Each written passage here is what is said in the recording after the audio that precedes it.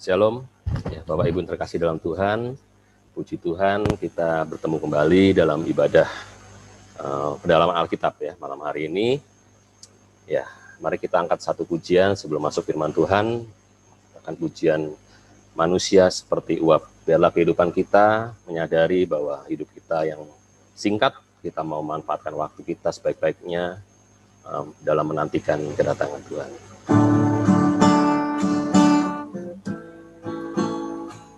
Tak seorang pun dapat memastikan baginya apa yang jadi esok hari,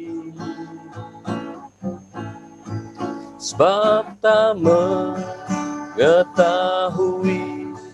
bagaimana hidupnya jika tak disadari. Manusia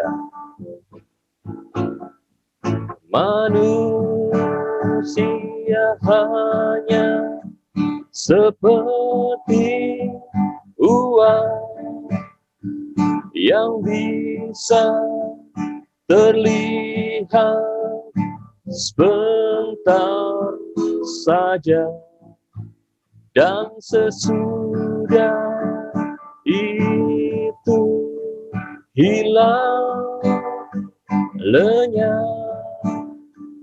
Apa yang mau dibanggakannya?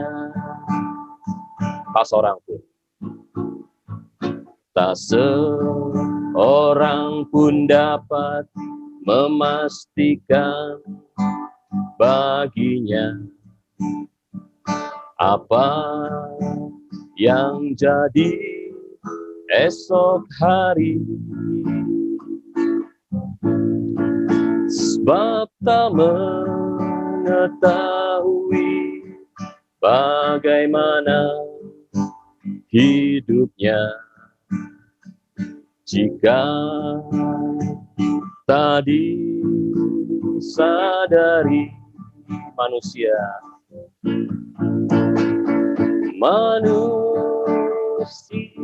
hanya seperti uap yang bisa terlihat sebentar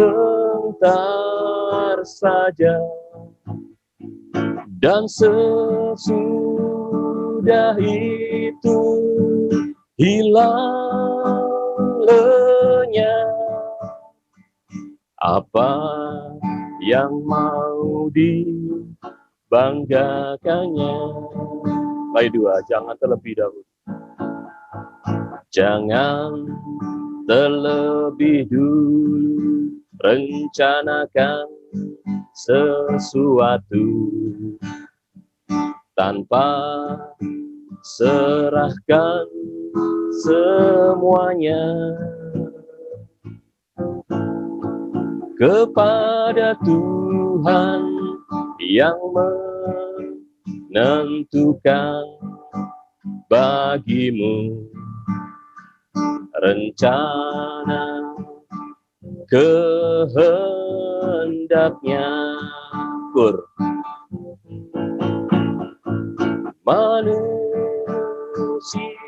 hanya seperti uap yang bisa terlihat sebentar saja, dan sesudah itu hilang lenyap. Apa yang mau dibanggakannya? Sekali lagi manusia hanya seperti uap yang bisa terlihat sebentar saja, Dan sesudah itu hilang lenyap. Apa yang mau dibanggakannya? Apa yang mau dibanggakannya? Doa pembukaan sekaligus firman Tuhan saya serahkan pada Bapak Gembala. Puji nama Tuhan. Saudara, mari kita akan bersama-sama tundukkan kepala dan kita akan masuk di dalam doa. Bapa yang ada di dalam kerajaan surga, kami datang menghampiri Engkau Tuhan, dalam nama Tuhan kami Yesus Kristus. Kami bersyukur jikalau pada petang malam hari ini, kami boleh berada kembali dalam ibadah Zoom Tuhan, untuk Tuhan mengikuti ibadah pendalaman Alkitab. Mari Tuhan, kami sangat berharap campur tangan-Mu Tuhan. Kirimkan Roh Kudus-Mu Tuhan mengurapi kami semua, baik para pendengar maupun juga yang Tuhan menyampaikan firman Tuhan. Kiranya kuasa-Mu yang akan menguasai hamba-Mu, mengurapi dan memberi hikmat kepada hamba-Mu. Engkau bukakan rahasia firman-Mu Tuhan lebih jauh.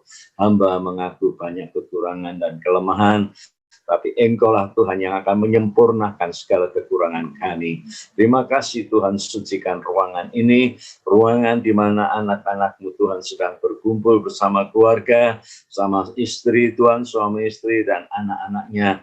Ampuni juga di antara keluarga kami tidak mengikuti Tuhan ibadah Zoom ini Tuhan, biarlah Engkau sendiri yang akan menyadarkan mereka. Terima kasih Tuhan, segala bentuk kuasa kegelapan yang akan mengganggu jalannya ibadah kami ikat kuasanya, dan di dalam nama Yesus kami usir pergi keluar Engkau, dan jangan kembali lagi. Terima kasih Tuhan, terima kasih, segala hormat puji syukur hanya bagi Tuhan, dalam nama Tuhan Yesus Kristus kami perolehkan Tuhan kami. Amin. Puji Tuhan, saudara, selamat malam, selamat berjumpa kembali dalam kesempatan ibadah PA pada petang malam hari ini. Mari kita akan bersama-sama menyiapkan hati kita, dan kita akan siapkan Alkitab kita. Kalau saudara mau membaca langsung dengan di Alkitab saudara juga boleh, atau mungkin dalam tayangan juga boleh ya. Puji Tuhan. Saudara, kita akan membahas dalam kitab Wahyu pasal yang ke-8 ya. Di dalam kitab Wahyu pasal yang ke-8 ayat yang pertama sampai dengan ayat yang ke-5 ya. Kitab Wahyu pasal 8 ayat yang pertama sampai dengan ke-5 ya. Ini merupakan meterai yang ke-7 ya, dan merupakan juga meterai yang ke-7 ini adalah meterai yang terakhir ya, sebab ada 7 meterai, dan ini merupakan meterai yang terakhir ya. Setelah itu nanti kita akan memasuki keempat sangkakala yang pertama ya, dan seterusnya. Mari ya, kita akan membaca bersama kitab Wahyu pasal yang pertama ayat 1 sampai dengan ayat yang ke-5. Demikian bunyi firman Tuhan. Meterai yang ke-7. Dan ketika anak domba itu membuka meterai yang ke-7, maka sunyi senyaplah di surga kira-kira setengah jam lamanya. Lalu aku melihat ke-7 malaikat yang berdiri di hadapan Allah, dan kepada mereka diberikan 7 sangkakala.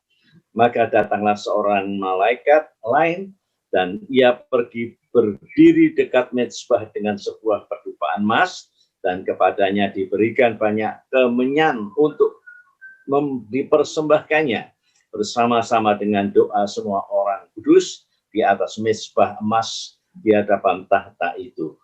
Maka naiklah asap kemenyan bersama-sama dengan doa orang-orang kudus itu dari tangan malaikat itu di hadapan Allah. Ayat 5, lalu malaikat itu mengambil pedupaan itu, mengisinya dengan api dari mezbah, dan melemparkannya ke bumi, maka meledaklah bunyi guruh beserta halilintar dan gempa bumi. Haleluya. Sebenarnya pada waktu meterai yang ke-7 ini dibuka, terjadilah sesuatu yang luar biasa ya. pada waktu itu terjadi di surga itu sunyi senyap. Ya, padahal surga itu tidak pernah berhenti ya dalam kegiatannya. Jadi setiap hari ya, setiap hari kalau di sini ada pagi, siang, malam ya. Tapi di surga itu adalah siang terus ya, di mana di sana sudah tidak ada malam. Dan itu berarti karena suasananya beda, ya, suasana beda. Nanti kalau kita di surga kita akan bisa melihat sendiri bagaimana kita ada di dalam suatu alam yang berbeda jauh ya dengan yang di bumi ini, tidak terpengaruh dengan sinar matahari, juga tidak terpengaruh dengan gelapnya malam ya. Itulah yang ada di surga. Nah, pada waktu itu surga terjadi sunyi senyap. Ada apa? Padahal di surga itu tidak pernah sepi. Setiap hari itu terdengar pujian dan penyembahan. Ya, itu yang terjadi di surga itu. Jadi kalau kita sekarang ini ada di bumi, kita belum merasakan apa yang ada di surga pada waktu itu. Ya, di sini dikatakan surga sunyi senyap. Ya, seperti ada sesuatu yang perlu dihormati. Mengapa sampai surga itu menghentikan suatu kegiatan ya sampai sunyi senyap? Saudaraku, memang ada sesuatu yang perlu dihormati. Di situ dikatakan saja bahwa pada waktu itu selama setengah jam ya itu terjadi suatu penyembahan yang luar biasa. Jadi ini adalah puncak dari penyembahan ya, penyembahan di surga, dan itu sangat dihormati ya. Allah sendiri mengizinkan sampai semua kegiatan, sampai semua suara, semua pujian itu berhenti selama setengah jam. Dan di situ hanya penyembahan ya, penyembahan yang terjadi luar biasa. Ya, di situ dikatakan dalam ayat 3 dan 4 ya, maka datanglah seorang malaikat lain ya, maka datanglah seorang malaikat lain dan ia berdiri dekat mezbah dengan sebuah pedupaan, dan kepadanya diberikan banyak kemenyan untuk dipersembahkannya bersama-sama dengan doa semua orang kudus di atas mezbah emas di hadapan tahta itu. Jadi ini jelas sekali, saudara ya. Kalau dikatakan di sini ada mezbah pedupaan, mezbah dupa. Jadi kalau kita melihat ini di dalam skema tabernakel, maka ini ada di dalam ruangan suci ya. Itu benda yang ditaruh paling dalam. Ya. Coba tolong ditayangkan ya tabernakel. Ya, di situ kita akan melihat ya bahwa benda yang ada di dalam ruangan suci itu ada 3 ya. Pertama mezbah dupa ya. Kemudian meja roti sajian dan pelita emas ya. Mungkin ada kesulitan untuk menayangkannya. Ya, nggak apa-apa. Jadi, nah ini, ya. Coba arah panahnya diarahkan ke mezbah dupa. Nah, itu, ya, itu mezbah dupa. Mezbah dupa ini bicara soal penyembahan, ya.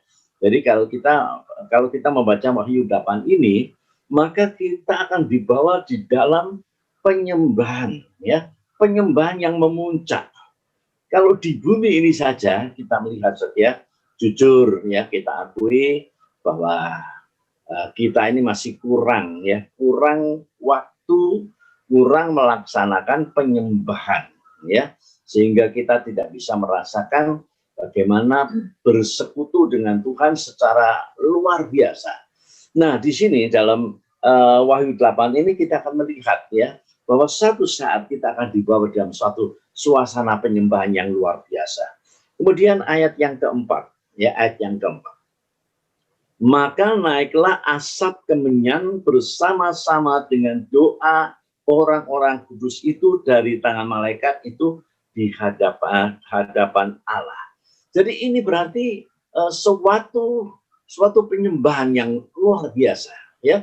Naiklah asap kemenyan. Kita tahu kemenyan itu adalah bahan untuk penyembahan, ya, bahan untuk suatu penyembahan. Memang kalau kita mempelajari soal penyembahan ini ya, kita tidak bisa melupakan dengan benda yang namanya kemenyan ini.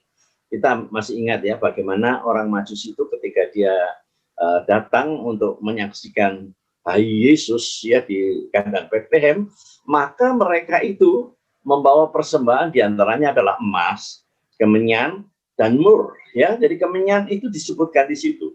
Itu adalah suatu alat ya untuk kita bisa menyembah Allah. Kemenyan itu. Kalau kita kembali kepada asal usulnya ya tentang penyembahan ini, itu kita bisa baca di dalam kitab Keluaran pasal yang ke-30 ya. Keluaran pasal yang ke-30 ayat yang pertama ya, kemudian ayat 3 dan ayat 7, 8 ya. Keluaran pasal 30 ayat yang pertama. Haruslah kau buat mezbah tempat pembakaran ukupan. Haruslah kau buat itu dari kayu penaga. Nah, ini terkena benda tadi yang ditunjukkan di dalam tabernakel tadi ya. Ini tentang mezbah dupa ya, tentang mezbah dupa. Nah, lalu kemudian dalam ayat yang ketiga, haruslah kau salut itu dengan emas murni, bidang atasnya dan bidang-bidang sisinya, sekelilingnya serta tanduk-tanduknya. Jadi kita lihat ya, ini pembuatan dari mezbah dupa ini berasal dari kayu penaga. Kayu penaga itu memang kayu ini jelek, warnanya hitam, ya. Tapi kayu ini dipilih karena kuat, ya, karena kuat kayu ini. Nah, lalu kemudian kayu yang kelihatan hitam itu disaut dengan emas murni. Jadi sudah tidak kelihatan kayunya lagi, tidak kelihatan jeleknya dari kayu itu, yang tidak lain adalah daging manusia kita ini. Saudaraku, disalut sepenuhnya ya, seutuhnya itu dengan emas murni. Jadi yang nampak itu emas, ya emas, walaupun dalamnya itu adalah kayu yang hitam tadi. Nah, dari sini kita akan belajar ya, bagaimana Tuhan itu ingin supaya kalau kita mau mendekatkan diri dengan Tuhan dengan cara menyembah yang benar, maka kita harus mematikan daging kita. Daging ini jangan dibawa di dalam penyembahan, ya. Sebab Tuhan tidak suka dengan daging ini, ya. Yang Tuhan suka itu adalah roh, ya, roh kita. Kalau kita beribadah kepada Tuhan, yang berhubungan dengan Tuhan itu adalah roh kita, ya. Kalau kita menyembah Tuhan, yang berhubungan dengan Tuhan itu adalah roh kita. Roh kita bertemu dengan pribadi Tuhan, tapi tidak semata-mata atau tidak serta-merta yaitu bertemu gampang sekali, tidak, tetapi melewati satu proses, ya, satu proses seperti tadi ya, kayunya yang warna hitam itu disaut dengan emas murni, dan itu berarti mematikan daging sepenuhnya, ya, daging ini dimatikan sepenuhnya. Yang nampak adalah sifat keilahian, emas itu ya, yang nampak adalah itu sifat keilahian. Dan kalau kita menghampiri Tuhan, maka kita akan ditolong ya dengan Roh Kudus. Nanti kita baca ayatnya, tapi kita selesaikan dulu dalam kitab Keluaran ini ya, pasal 30 tadi ya. Sekarang kita baca ayat 7 dan 8 ya.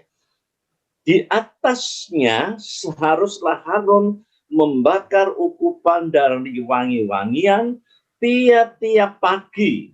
Apabila dia membersihkan lampu-lampu, haruslah dia membakarnya tiap pagi. Perhatikan ya. Juga apabila Harun memasang lampu-lampu pada waktu senja. Senja itu berarti menjelang malam, ya. Itu di situ dikatakan juga haruslah dia membakarnya sebagai ukupan yang tetap di hadapan Tuhan di antara kamu turun-temurun. Kalau Bible bicara soal turun-temurun itu berarti sampai saat ini. Ya, saat ini. Sampai saat ini berlaku apa yang dikatakan dalam Alkitab. Saudaraku, kita diajar untuk tidak mengurangi atau menambah firman Tuhan, ya. Jadi kita tetap berpegang kepada Alkitab, kepada firman Tuhan. Saudaraku, kalau dikatakan turun-turun berarti kita ini dibawa sampai kepada masa sekarang ini, di mana kita kalau menyembah Tuhan, kita harus belajar dari perjanjian lama, ya, dari perjanjian lama. kita melihat saudara bagaimana Harun diperintahkan oleh Tuhan membakar ungkupan dari wangi-wangian, ya, diantaranya itu adalah kemenyan ini, ya, kemenyan ini yang dibakar kemudian mengeluarkan bau wangi. Saudara, bayangan kita jangan kita membayangkan saudara kalau waduh kalau ada kemenyan itu ada kaitannya dengan dukun-dukun, ya, dengan roh-roh kegelapan. Tidak saudara, itu bukan maksudnya, bukan itu, ya. Tapi ini kemenyan ini bau wangi, ya dupa itu kalau lebih ya lebih bisa dimengerti itu adalah dupa, ya, dupa. Jadi baunya itu wangi. Tapi untuk mendapatkan bau wangi itu harus dibakar.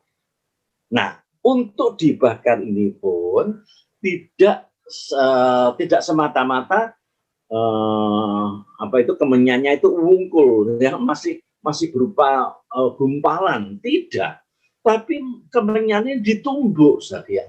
Nah, proses penumbukan ini yang paling tidak disukai oleh daging kita, ya.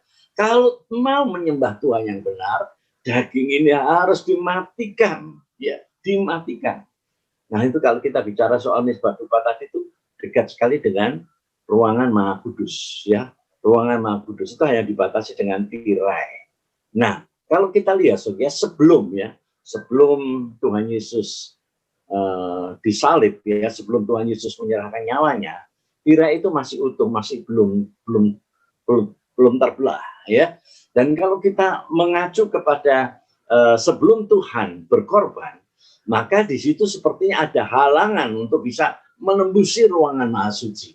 Tapi setelah Yesus menyerahkan nyawanya, dikatakan dalam Yohanes 19, ya, ketika Yesus menyerahkan nyawanya, maka di sini dikatakan, maka lihatlah tirai bait Allah carik terbelah dua dari atas ke bawah, ya. Dan cariknya itu bukan lurus, ya, tapi agak menyilang sedikit, ya. Jadi berarti itu tirai itu jatuh, ya. Berarti pandangan kita yang ada dalam ruangan suci itu bisa menembusi ruangan Maha Suci, ya, ruangan Maha Suci. Nah, kalau kita lihat di sini, apa sih, ya, apa sih untungnya atau hasilnya orang menyembah, ya, menyembah Tuhan itu dengan sungguh-sungguh? Itu berarti dia akan bertemu dengan pribadi Allah. Dia bisa berjumpa dengan pribadi Allah di dalam roh, ya, di dalam roh. Ya, ingat, di dalam roh. Sebab yang menghentar kita untuk bisa bersekutu dengan Allah itu adalah Roh Kudus. Coba kita baca sebentar, ya, Roma pasal yang ke-8, Roma pasal 8 ayat 26 sampai dengan 27, ya. Demikian bunyinya, ya. Demikianlah juga roh membantu kita, roh, ya, dengan R besar, Roh Kudus. Demikianlah juga Roh Kudus membantu kita dalam kelemahan kita. Sebab kita tidak tahu bagaimana seharusnya sebenarnya yang harus berdoa, ya, bagaimana sebenarnya harus berdoa. Tetapi Roh sendiri berdoa untuk kita kepada Allah dengan keluhan-keluhan yang tak terucapkan. Nah, keluhan-keluhan yang tak terucapkan itu bagaimana? Kalau saudara belum pernah mengalami, ya, tentu sukar untuk menjelaskan ini, ya. Tapi kalau saudara pernah mengalami, maka dengan mudah, ya, saudara akan dibawa ingatan saudara ketika saudara dipenuhkan dengan Roh Kudus, lalu saudara pasti saudara akan suka berdoa. Sebab Roh Kudus itu adalah roh doa. Roh yang akan menghantar kita untuk kita menyembah Allah. Ya, nah di situ kita akan melihat keluhan-keluhan yang tak terkatakan itu berarti kita itu bukan mengucapkan sesuatu, ya, sesuatu dari diri kita sendiri, tapi Roh Kudus yang akan berbicara kepada Allah. Sebab Roh Kudus itu berasal dari Allah, itu rohnya Allah. Jadi berarti Roh Kudus itu tahu persis pikiran Allah, tahu persis hatinya Allah. Nah, bagaimana kita bisa mengerti hatinya Allah, ya? Bagaimana? Kalau kita tidak dipenuhkan dengan Roh Kudus, kita tidak bisa mengerti hatinya Allah. Hatinya Allah bisa kita kenal kalau kita berdoa dipimpin oleh Roh Kudus. Ayat yang ke-27, dan Allah yang menyelidiki hati nurani mengetahui maksud Roh Kudus itu, yaitu bahwa Ia, yaitu Roh Kudus, sesuai dengan kehendak Allah, berdoa untuk orang-orang kudus. Jadi yang berdoa di situ adalah Roh Kudus, bukan kita. Kalau kita yang berdoa ya, daging kita berdoa, seringkali kalau kita berdoa itu kita minta macam-macam ya, minta ini, minta itu. Nah, tapi kalau Roh Kudus berdoa, bukan seperti kita kalau berdoa ya, sepertinya dikesampingkan. Ya, permintaan kita dikesampingkan. Tuhan sendiri ya, Tuhan Yesus sendiri berkata bahwa sebelum kita berdoa, Tuhan bisa tahu apa yang kita inginkan, ya, apa yang kita mohonkan, Tuhan tahu, ya. Nah, kalau kita berdoa dipimpin oleh Roh Kudus, maka kita akan tahu kehendak Allah. Jadi bukan minta ini dan minta itu, bukan ingin ini dan ingin itu. Oke. Tuhan memberi itu adalah sesuai dengan kebutuhan, bukan keinginan kita, ya. Tuhan Yesus dalam ajaran doa di Matius 6 juga dia berkata, ya, kalau berdoa, ya, cukupkanlah untuk hari ini, ya. Jangan kita berdoa, Tuhan berkati saya, cukupi saya hari ini, besok, seminggu lagi, sebulan lagi. Oh, itu bukan ajaran dari Tuhan Yesus. Kalau Tuhan Yesus mengajar kita, cukupi untuk hari ini. Nah, besok bagaimana? Besok itu ada khawatirnya sendiri, kata Tuhan Yesus, ya. Itu sebabnya jangan kita khawatir untuk hari esok, ya. Jadi kalau kita berdoa, kita cukup memohon kepada Tuhan apa yang kita butuhkan hari ini. Dan untuk itu hanya bisa dilaksanakan oleh Roh Kudus yang mengurapi doa-doa kita. Nah, kalau tadi saya mengatakan bahwa daging kita, ya, seperti kayu penaga yang warna hitam, itu tidak boleh kelihatan, ya. Kalau kelihatan jelek, ya, jelek. Daging itu jelek. Tuhan sendiri berkata, ya, rohlah yang menghidupkan. Daging sama sekali tidak ada artinya. Coba dibaca. Yohanes, ya, pasal yang ke-6 ayat 63. Yohanes pasal yang ke-6 ayat 63. Ya. Di sana bunyi firman Tuhan. Mari kita baca ya, kita perhatikan di sana ayat 63. Rohlah yang memberi hidup, daging sama sekali tidak berguna. Perkataan-perkataan yang kukatakan kepadamu adalah roh dan hidup. Tuhan sendiri yang berkata, ya, daging sama sekali tidak berguna. Jadi kalau saudara menghadap Tuhan dalam penyembahan yang benar, itu daging tidak boleh kelihatan. Tidak berguna, kata Tuhan Yesus. Itu sebabnya dalam kitab Keluaran 30 dikatakan, kayu penaga yang warnanya hitam itu harus dibungkus 100%. Ya, sepenuhnya. Tidak ada celah-celah sedikit pun, tidak ada kelihatan, tidak ada. Semuanya kelihatan emas. Ya, kelihatan emas. Bahwa benda yang ada di dalam ruangan suci semua semata-mata emas. Walaupun di dalamnya itu ada kayu. Ya, meja roti sajian itu juga ada kayunya. Kayu sama kayu penaga, ya, yang warnanya hitam sama, dibungkus dengan emas. Kalau pelita emas itu semata-mata emas, 1 talenta itu, ya, luar biasa. Itu bicara soal Roh Kudus, ya, Roh Kudus. Kalau kita bisa melihat saja pekerjaan Roh Kudus itu bukan sama sekali bukan seperti kita manusia ini, ya. Kalau kita berdoa seringkali meminta-minta, ya, tapi Roh Kudus itu suka menyembah Allah. Dia mengerti isi hatinya Tuhan. Nah, kalau kita melihat pembukaan meterai ke-7 ini, maka kita harus periksa kembali ibadah penyembahan kita, ya. Sebab ibadah penyembahan kita satu waktu akan diperiksa, diukur oleh Tuhan. Ya, coba saudara baca. Wahyu 11 ayat 1 dan 2. Kalau saudara baca ayat ini, tentunya saudara tidak mengabaikan himbauan untuk mengajak kita menyembah Tuhan, ya, betapa pentingnya. Dan di sini kita belajar bagaimana caranya menyembah Tuhan, bercermin dari Wahyu 8 tadi. Dalam Wahyu 8 tadi dikatakan, suasana hening setengah jam, surga berhenti dari kegiatannya. Luar biasa. Ada apa di surga? Kok sampai, ya, kegiatan yang terus terjadi setiap harinya itu stop, ya, berhenti. Kenapa? Sebab ada sesuatu yang dihormati. Jadi penyembahan itu klimaksnya itu ya ini kita harus tangkap dengan pengertian, dengan akal pikiran yang disucikan. Ini hubungan nikah antara mempelai pria dengan mempelai wanitanya. Ya, kalau saudara belum sampai di situ, belum paham ya, belum bisa menangkap ya. Tapi kalau saudara mengikuti pengajaran ya, khususnya pengajaran mempelai, saudara pasti tahu apa yang dimaksud dengan firman Tuhan ini. Hubungan intim selama setengah jam itu adalah hubungan seperti kalau kita lihat ya, suami istri ya, itu mempunyai hubungan yang intim ya, yang intim. Tapi bukan hubungan daging, tapi ini hubungan roh ya. Jadi kalau kita menyembah benar-benar dengan Tuhan, maka terjadi hubungan yang intim. Dan di situ dikatakan bahwa harus ada bahan untuk dibakar itu tadi, kemenyan saya sudah terangkan ya, itu adalah sesuatu yang perlu diremukkan ya, kemudian baru dibakar. Apa yang diremukkan tadi ya, itu sifat daging kita. Itu kalau kita mengingini penyembahan yang benar ya. Mari kita baca sekarang Wahyu pasal yang ke-11 ya, ayat 1 dan 2.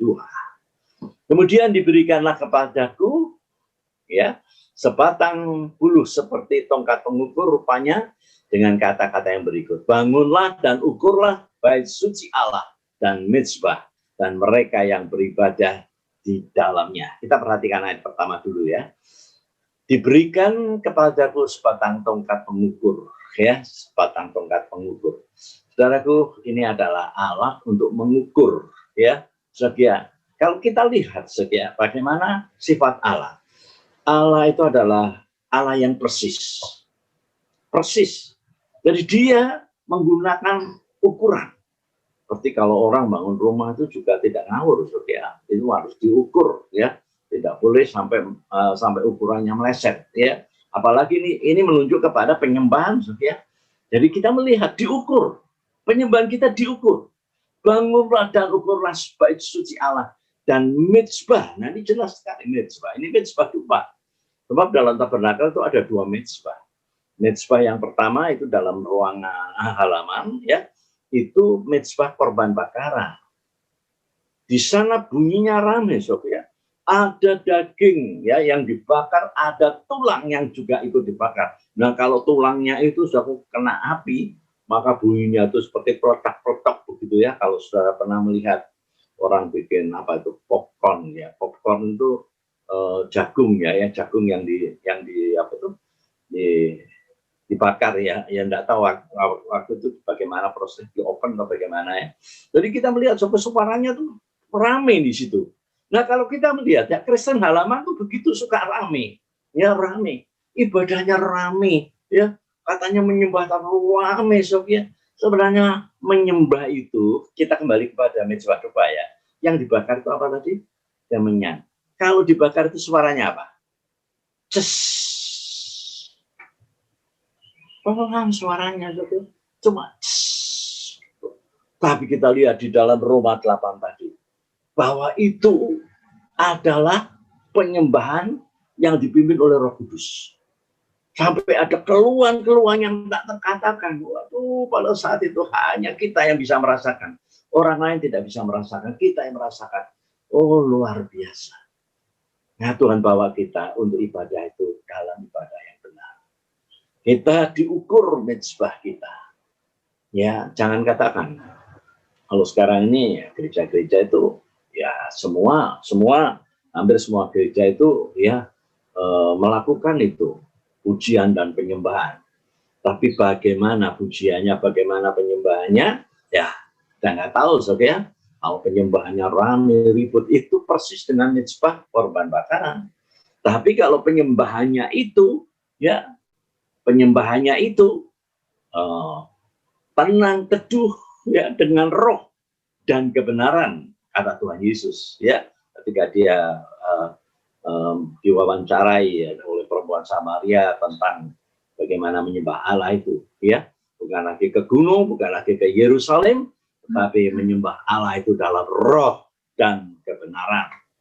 Suaranya tidak ribut, tidak ramai, tidak kacau. Menyembah itu dengan tenang, ya dengan tenang. Ya mungkin kalau jumlahnya orang itu menjadi begitu banyak. Yang kedengaran itu adalah seperti apa, Saudara? Seperti lebah. Saya pernah mendengar kesaksian dari seorang temannya hamba Tuhan. Dia pernah pergi ke Korea mengikuti ibadahnya, ya, pendeta Do Yonggi. Maka dia bercerita kalau pada waktu itu dia mendengar orang-orang menyembah itu seperti tawon, ya, seperti lebah. Jadi suaranya itu waduh menggetarkan. Suaranya itu membuat bulu roma itu berdiri. Nah, itu penyembahan yang digandaki oleh Tuhan. Bukan kacau, bukan rame, ya, bukan. Nah, itu. Jadi di situ dikatakan apa? Mezbah diukur. Nah, sekarang kita lihat ayat yang kedua. Wahyu 11 tadi ayat yang kedua. Kalau di dalam ruangan itu ada mezbah, ada dikatakan, coba ayat yang pertama dulu, coba ditarik ya. Kemudian diberikan kepadaku sebatang seperti tombak pengukur, rupanya dengan kata-kata yang berikut, bangunlah dan ukurlah bait suci Allah dan mezbah dan mereka yang beribadah di dalamnya. Jadi semuanya diukur, saudara. Jangan saudara katakan, ya, saya sudah melayani, saya jadi leader, saya jadi singer, saya pemain musik, saya ikut sangkur, ya. Lalu kemudian saudara merasa bangga karena sudah terlibat dalam pelayanan. Tapi bagaimana ukuran saudara di hadapan Allah? Allah mengukur saudara. Allah mengukur pelayanan-pelayanan kita, hamba-hamba Tuhan. Apakah kita melayani sesuai dengan maunya Tuhan? Apakah kita beribadah sesuai dengan kehendaknya Tuhan? Nah, itu saudara ya. Kalau saya lihat ya bagaimana sifatnya Allah yang dia mengendaki semua itu harus diukur. Berarti kita ini harus tertib. Allah itu tertib, saudara, dan Allah sendiri ingin supaya kita juga tertib. Iya, ini semua diukur. Kalau kita melihat pasal ayat yang pertama ini, kita bisa melihat Allah itu adalah Allah yang disiplin. Maka kita juga diajar untuk disiplin dalam ibadah. Ya, saudaraku, mungkin selama ini kita tidak bergereja, ya, tapi kita cuma melakukan ibadah baik secara Zoom, ya, di rumah, live streaming juga di rumah, tapi bagaimanapun juga kita harus melakukannya seperti kita ada di gereja, ya, seperti kita ada di gereja. Kita harus tepat waktu, ya, seperti kalau ibadah itu tepat waktu. Kalau dulu ibadah di gereja jam 7 persis, kita sudah mulai, ya, walaupun ya di situ masih ada kekurangan, bagaimana imam-imam ada yang telat, ya, mungkin itu anggota sangkur, kadang-kala juga pemain musik, ya. Nah, itu harus segera diperbaiki. Kita bukan sungkan sama manusia, bukan sungkan sama pendeta, sungkan dengan saya. Tetapi saudara harus tahu, Allah itu, dia menggunakan tongkat pengukur untuk mengukur apa yang Allah ukur. Ya, bait suci Allah itu saudara sendiri, itu bait suci. Ya, mezbah, bagaimana ibadah penyembahan saudara. Dan mereka yang beribadah di dalamnya. Beribadah itu bisa saudara sebagai imam, sebagai hamba Tuhan, pelayan, ya, itu semua oleh Tuhan itu ya diukur, ya.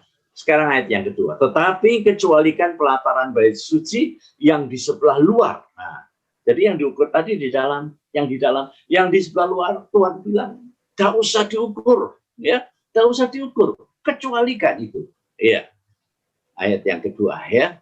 Tetapi kecualikan pelataran bait suci yang di sebelah luar, janganlah engkau mengukurnya, karena ia telah diberikan kepada bangsa-bangsa atau bangsa kafir. Dan mereka akan menginjak-injak kota suci selama 42 bulan lamanya. Ini sudah jelas, ya. Kekuasaan antikris. Dunia sudah dikuasai antikris. Ya, sehingga antikris bisa ya semaunya sendiri untuk menyiksa, menganiaya. Kalau di sini dikatakan menginjak-injak kota suci, ya, 42 bulan lamanya. Sebenarnya kalau kita bicara soal kota suci, mungkin arah pikiran kita itu tertuju kepada Yerusalem, ya, Yerusalem. Tapi sebenarnya bukan Yerusalem yang sekarang ini, tetapi Yerusalem baru, ya, Yerusalem baru. Yerusalem yang sekarang nanti akan menghadapi diinjak-injak oleh bangsa kafir, ya. Orang Kristen yang tinggal di halaman akan mengalami siksa aniaya. Sebabnya usahakan. Saya juga sendiri bersama dengan keluarga saya, anak-anak istri saya, ya keluarga saya menghimbau, mari ya kita semua untuk masuk di dalam ruangan suci, supaya jangan kita tinggal di halaman. Sebab nasibnya orang yang di halaman itu akan mengalami dianiaya. Tapi kalau kita benar-benar sekarang ini sudah dalam ruangan suci, kita hanya tinggal tunggu waktunya, yaitu pengangkatan. Tidak akan mengalami masa-masa kesusahan yang luar biasa itu. Sekarang saja sudah masa susah ya, tapi belum seberapa, belum seperti yang dikatakan Tuhan Yesus ya. Ya. Kembali kita kepada Wahyu 8 ayat yang keempat tadi. Maka naiklah kemenyan bersama-sama dengan doa orang-orang kudus itu dari tangan malaikat itu di hadapan Allah. Jadi doa yang meningkat ya, itu penyembahan yang meningkat itu sebagaikan dupa ya, asap dupa ya yang naik di hadapan Allah. Puji Tuhan ya. Nah, sekarang kita lihat saja bagaimana dengan nasibnya bumi. Ketika itu ya, kita bisa melihat saja, ketika itu kita melihat satu penyembahan yang luar biasa di surga. Tapi bagaimana dengan nasibnya bumi? Sebab dalam ayat yang kelima dikatakan malaikat itu mengambil pedupaan itu, mengisinya dengan api dari mezbah, bukan kemenyan lagi, tapi dengan api dari mezbah, dan melemparkannya ke bumi. Apa yang terjadi? Maka meledaklah guruh disertai halilintar dan gempa bumi. Bumi akan hancur saja pada waktu itu. Nah, ini terjadi pada meterai yang ke-7 ketika dibuka. Itu sebabnya kita masih punya kesempatan ya. Kita masih punya kesempatan. Mari kita perbaiki kekurangan-kekurangan kita. Dalam kesempatan ibadah, kekurangan-kekurangan kita apa? Soal penyembahan ya, kalau kita masih ada banyak kekurangan ya, kita perbaiki. Mari saudara ya, kita perhatikan penyembahan kita itu seperti kemenyan yang dibakar sehingga berbau harum di hadapan Allah. Nah, sebelum kemenyan itu dibakar, terlebih dahulu harus ditumbuk. Ini harus kita perhatikan, kita harus ingat terus. Kemenyan itu harus dibakar. Bahan untuk menyembah Tuhan itu adalah kemenyan. Tapi kemenyan itu harus dibakar, harus ditumbuk dulu ya, ditumbuk dulu baru dibakar. Proses inilah yang kurang disukai oleh daging. Jadi daging kita ini paling tidak suka ya kalau harus mengalami ditumbuk ya. Bagaimana bisa digunakan untuk bisa menyembah? Bagaimana dapat digunakan untuk bisa dibakar dan baunya sampai kepada hadirat Allah? Kalau daging kita ini tidak mau ya, diremukkan ya, ditumbuk sampai halus baru dibakar, kemudian bunyinya seperti tadi ya, penyembahan kita naik di hadapan Allah. Nah, bertepatan dengan memuncaknya penyembahan orang-orang beriman pada waktu itu, maka malaikat yang sama itu mengambil pedupaan itu dan mengisinya dengan api dari mezbah yang sama itu saja ya, mezbah ya, bukan mezbah dupa ya, tapi dari mezbah itu. Kemudian setelah itu dilemparkan ke bumi. Bumi tidak dapat tahan sehingga meledaklah bunyi guruh disertai halilintar. Itu adalah gempa bumi yang dahsyat. Ini merupakan murka terakhir dari Allah Roh Kudus. Ya, meterai 7 meterai itu bicara mengenai hukuman dari Allah Roh Kudus. Ya, ini merupakan murka terakhir dari Allah Roh Kudus. Kemudian menyusul 7 murka dari anak Allah. Nah, itu berikutnya yang kita akan dengar. Nah, ini saja, ini yang kita tangkap firman Tuhan pada malam hari ini. Kiranya ini menjadi bahan renungan untuk kita akan masuk dalam perjamuan kudus. Haleluya. Saya ingin mengajak saudara nyanyikan pujian nomor 32 ya, dalam Psalm. Ya. Dialah Tuhan. Tapi kita nyanyikan refrennya saja. Ya. Setelah itu kita akan siapkan perjamuan suci ya. Perjamuan suci. Puji Tuhan ya. Dialah Tuhan, Dia Tuhan ya. Haleluya. Yang telah bangkit dari maut sebab Dia Tuhan. Setiap lutut bertelut setiap lidah mengaku bahwa Yesuslah Tuhan.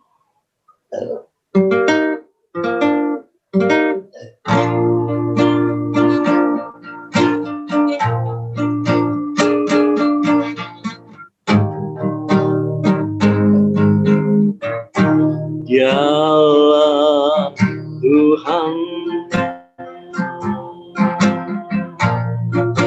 ya Tuhan, ya telah bangkit dari maut, sebab ya Tuhan,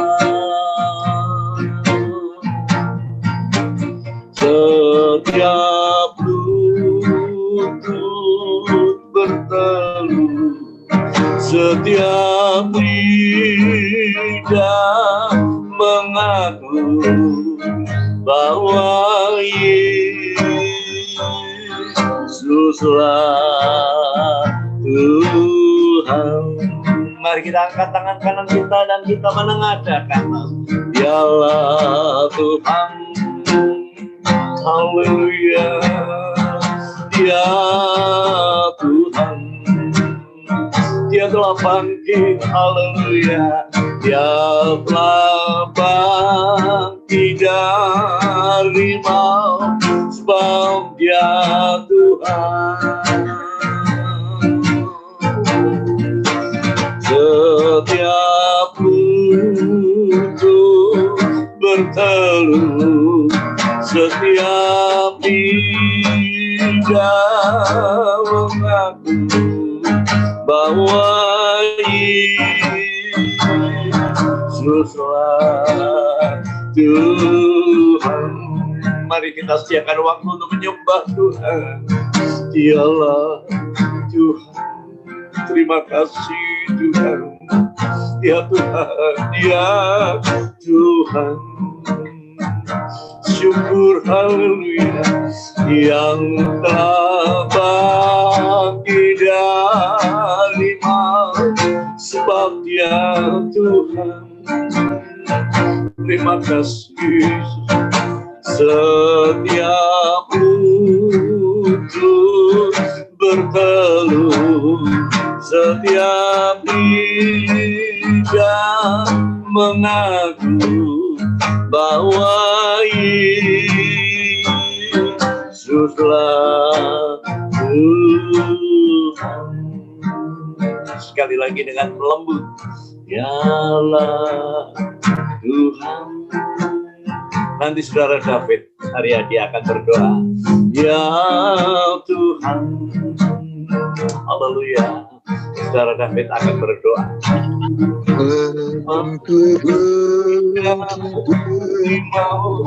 Sebab Dia Tuhan. Haleluya. Setiap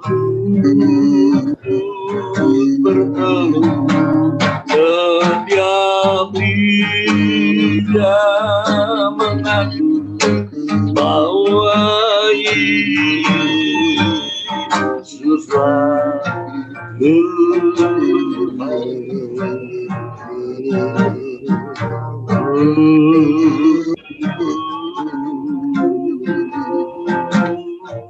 Kami sungguh tangan kami ada kemenyan murni yang sudah ditubuh Tuhan, untuk kami bisa menyembah kepada Itu. Haleluya. Terima kasih Tuhan untuk berkat firman-Mu yang sudah mengingatkan kami bagi lepas pribadi, bagaimana hubungan penyembahan kami. Oh, kelak satu kali Tuhan, jikalau penyembahan kami diukur orang yang bersembahyang, oh di mesbah diukur Tuhan, sesuai dengan ukuran yang Tuhan sudah tetapkan di dalam setiap kehidupan kami ini. Terima kasih Bapa di surga. Terima kasih Tuhan, biar kehidupan kami merendahkan diri. Tidak ada satupun kebanggaan, kebiasaan apapun juga Tuhan, selain kehidupan kami seperti kemenyan yang sudah ditumbuk, dihancurkan. Hidup yang menyerah sepenuh kepada Engkau Tuhan. Terima kasih Bapa di surga, terima kasih untuk berkat firman malam hari ini. Kami yakin dan kami percaya, kami tahu Tuhan, biar ukuran doa penyembahan kami ini sesuai dengan kehendak-Mu Tuhan. Naik sampai Tuhan di hadirat-Mu. Oh, betapa indahnya Tuhan penyembahan itu. Sebab Roh Kudus yang menolong, Roh Kudus yang memampukan kehidupan kami bisa menyembah Engkau Tuhan. Hari-hari ini biar kami Tuhan, hidup kami ini sesuai dengan kehendak-Mu Tuhan. Terima kasih doa penyembahan kami ini. Hari-hari ini Tuhan, oh kami Tuhan merindukan penyembahan kami makin hari makin meningkat di hadapan-Mu Tuhan. Terima kasih Bapa di surga, terima kasih. Terpujilah nama-Mu. Ampuni segala kekurangan, segala kelemahan kami. Selama ini Tuhan, mungkin kami kurang bersekutu secara pribadi, lepas pribadi dengan Engkau Tuhan. Tetapi malam hari ini Engkau sudah mengingatkan kami betapa pentingnya doa penyembahan kami ini Tuhan. Terima kasih Bapa di surga. Sampai surga hening setengah jam. Itu suatu Tuhan yang luar biasa, menghargai penyembahan dari Tuhan anak-anak sebagai mempelai-Mu Tuhan. Terima kasih Bapa di surga, terima kasih untuk berkat firman-Mu. Engkau menguatkan, Engkau memberkati hamba-Mu gembala kami. Engkau pakai lebih jauh lagi pelayanan Tuhan. Engkau urapi, Engkau berikan pembukaan rasa firman-Mu, roh hikmat wahyu atas kehidupan hamba-Mu. Terima kasih Bapa di surga, terima kasih. Terpujilah nama-Mu. Terima kasih. Sebentar ibadah kami akan kami lanjutkan dengan perjamuan kudus. Betapa pentingnya kami, Tuhan, untuk kami boleh Tuhan bersekutu dengan tubuh dan darah-Mu. Dalam hati ini selalu ada kerinduan untuk selalu menyatu dengan korban-Mu. Seperti pujian yang mengatakan, sedetik pun kiranya terlalu dalam aku. Oh haleluya, merenungkan korban-Mu Tuhan. Buat korban-Mu itu begitu sangat Tuhan berharga bagi kami. Engkau yang membawa kami lepas dari semua keinginan daging kami. Dan Engkau yang membawa kami Tuhan untuk masuk dalam kehidupan. Haleluya. Terima kasih Tuhan. Terima kasih. Puji syukur kepada Tuhan. Kuduskan kami, layakkan kami bersekutu dengan perjamuan suci. Keberkati perjamuan suci yang akan kami makan dan minum. Siapapun, dimanapun jemaat-Mu berada, Tuhan berkati. Dan mereka juga boleh merasakan persekutuan yang indah di dalam korban. Terima kasih dalam nama Tuhan Yesus. Ini sambut perjamuan kudus. Haleluya. Haleluya. Sekali lagi kita nyanyikan pujian ini sementara perjamuan suci akan dibagikan ya. Ya Allah Tuhan, ya Tuhan, yang telah bagi darimu supaya Tuhan setiap tertahu, setiap lidah mengaku bahwa Yesus Tuhan.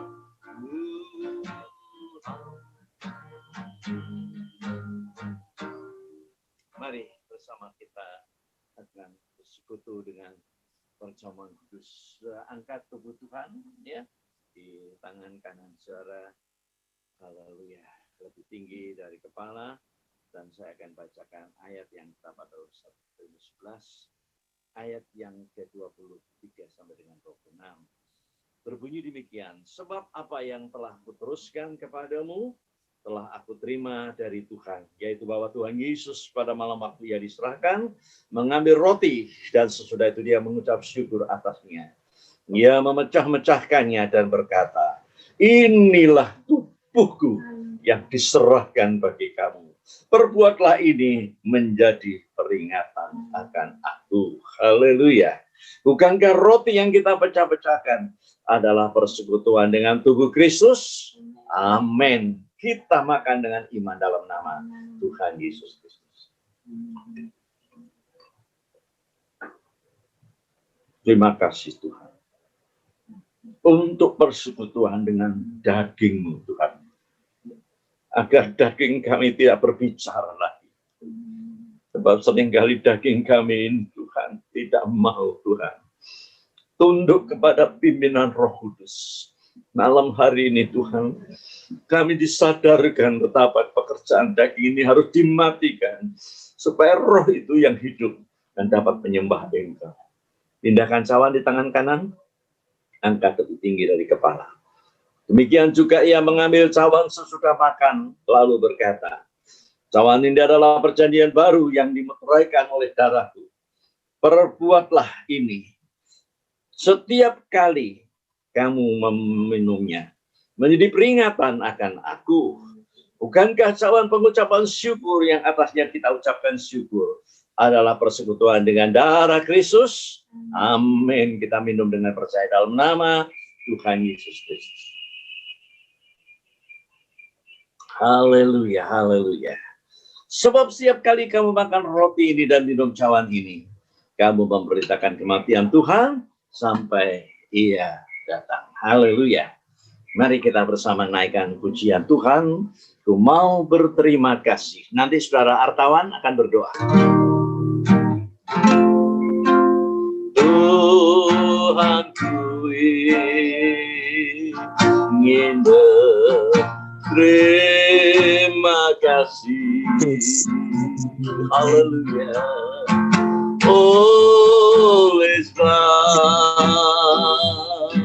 kasih dan perhatianmu, dinyatakan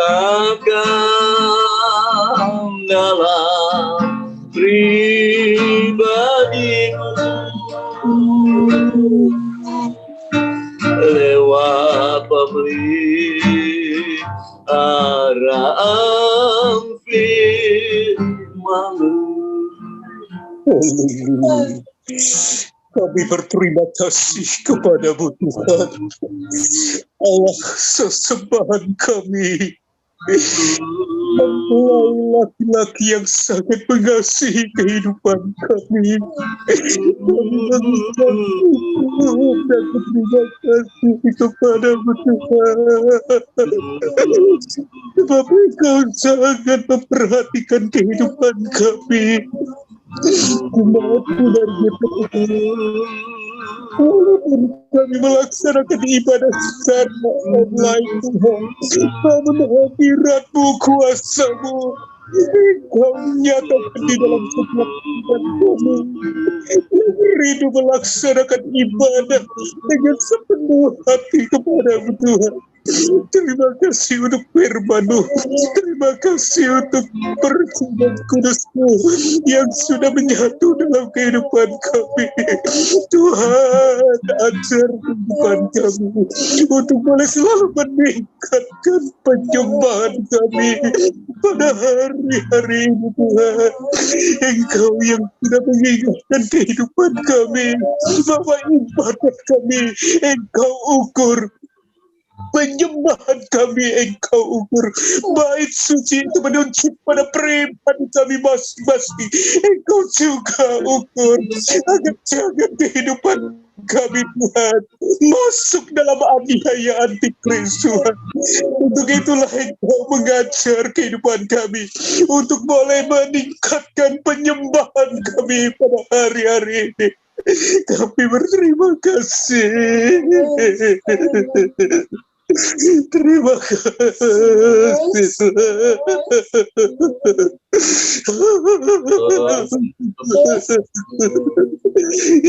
Namanya Kurniara.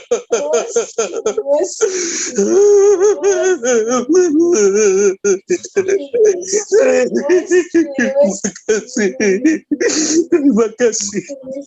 Terima kasih untuk tubuh dan darah-Mu yang sudah memberkati kehidupan kami. Tuhan, kami berterima kasih untuk apa yang sudah Engkau kerjakan dalam kehidupan kami. Tuhan, berkati hamba-Mu, Bapak Gembala kami yang sudah melayani kami. Tambahkan hikmat, akal budi, dan juga pengurapan dan kekuatan yang dari Engkau, Tuhan. Agar hamba-Mu boleh melayani pekerjaan-Mu dengan kemampuan yang datang dari pribadi-Mu saja.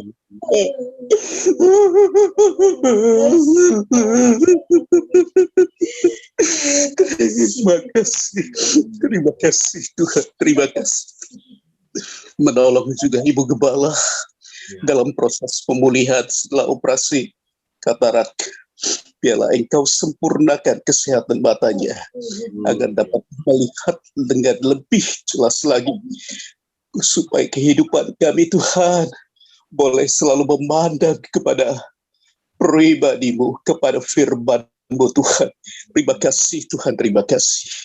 Engkau sudah memberkati kehidupan kami. Inilah hidup kami yang kami persembahkan kepadamu sebagai kehidupan yang boleh Engkau kuduskan selalu menjadi satu persembahan yang hidup berkenan kepadamu Tuhan. Terima kasih. Dalam nama Tuhan Yesus Kristus kami sudah berdoa. Amin. Amin. Saya serahkan kembali kepada Saudara Hendri yang akan pengumuman dan sebagainya.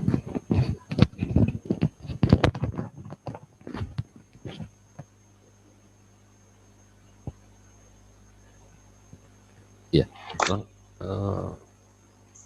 doa berkat nih. Ya. Mari saudara kita. Ya. Kita akan tutup ibadah ini dengan doa pemberkatan. Haleluya. Dan sekarang saudaraku, terimalah berkat anugerah yang datang dari Allah Bapa, Allah Sang Putra, dan Allah Roh Kudus. Di dalam nama Tuhan Yesus Kristus, lepaskan berkat ini kepada jemaat-Mu, di mana saja mereka berada Tuhan. Yang lemah Tuhan kuatkan, yang sakit Tuhan sembuhkan, yang dalam kekurangan Tuhan cukupi. Engkau hibur mereka yang dalam kesusahan. Kami percaya Tuhan, Engkau mencintai jemaat-Mu, walaupun dalam kondisi seperti sekarang ini. Tuhan tetap bersama dengan kita semua. Di dalam nama Tuhan Yesus, kami berhalaskan Tuhan. Amin. Amin. Tuhan memberkati.